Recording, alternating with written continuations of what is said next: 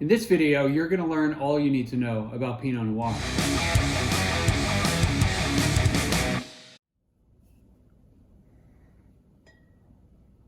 All right, welcome back to Drinking It In. I'm your host, Chris Casara. We are here to help you know more and drink better. And today we're talking Pinot Noir.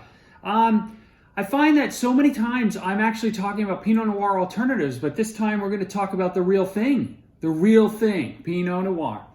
And so I've got a couple of different expressions here that we're going to taste. One from the New World in Oregon, and one from the Old World in Burgundy. So what does Pinot Noir usually bring to the table? It's very likable. It's kind of like that friend that you have that, immediately is always very likable. Red fruit, cherries and raspberries, strawberries. Sometimes you get some cola notes. You can get some floral essences, as well as even some spices. Maybe a cinnamon nutmeg type of a spice. Pinot Noir is grown in a lot of different places, Old World and New World, right? So Old World, it does really well in France. I mean, Burgundy is the top region for Pinot Noir, top both in terms of quality and in terms of price. So, a lot of times those of us on normal budgets may not be able to afford some of those top Burgundy wines, but wines that are labeled Bourgogne, like this one, are usually more achievable and won't break the bank. In the New World, Pinot Noir does really well in Oregon, does really well in Sonoma, in California, as well as in New Zealand. New Zealand's Pinot Noir is really has gained a foothold over the last few years, and it continues to make amazing wines coming out of there. There are plenty of other places where Pinot Noir is grown, but I think those are the biggies that you want to look for. Old World Pinot Noir usually will have a little more minerality to it and be less fruit driven, whereas the New World will generally be mostly fruit driven. So we're going to taste both of these wines. We're going to see if those assumptions pan out and go from there. All right, try to pour both of these at once, probably gonna make a mess. Actually, that was not bad. How about that? I have more talent than I thought I did. So Pinot Noir is gonna be on the light side of the scale, right? It's light in body, so it's gonna be easy to drink. Compare it with pork and chicken, duck, salmon. I won't, the Pere police won't come after you if you try to have it with scallops even.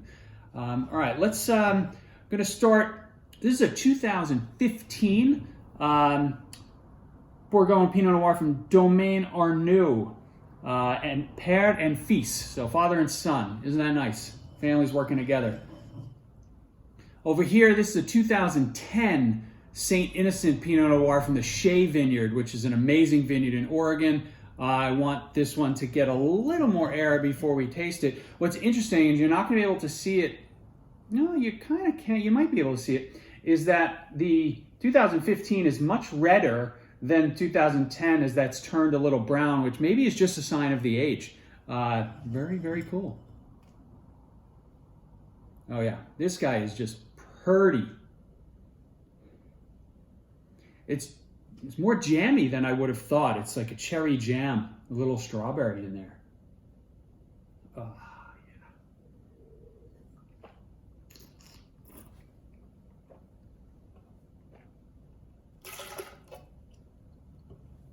yeah. Man, this is why red Burgundy is, has that place in everyone's heart. It's really delicious. This one's a little creamier than I would have expected right off the bat. Very tasty though. It develops into a little bit more of a dried fruit character on the palate. So it goes from that cherry and strawberry jam into like a dried cherry and almost, this has a little fig-like aroma, fig-like taste to it too.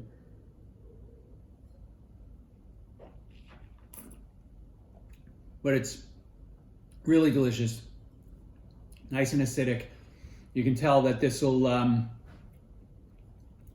with another few minutes in the bottle, in a few minutes of air, that's going to keep opening up. That's good. I'm excited. I might do a day 2 of that one. All right, let's move on to this 2010 St. Innocent Pinot Noir from the Shea Vineyard. The Shea Vineyard is in the Yamhill Carlton area of Oregon. Shea Vineyard really, it's a famous vineyard. It should be probably more famous than it is today. Wow. So this is very pretty. This has some floral notes. It almost stopped me in my tracks. I'm a little speechless. This is just gorgeous. I'm going to call this cranberry and raspberry, so it's much redder than the Domaine Arnoux.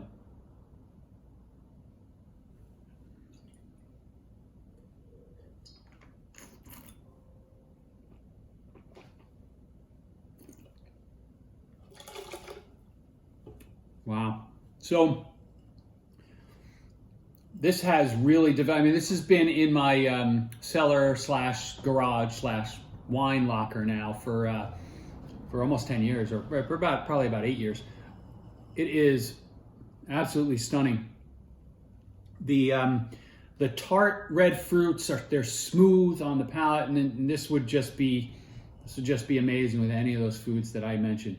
You can also have Pinot Noir at Thanksgiving. You can also have Pinot Noir at your other holiday meals where you're serving ham.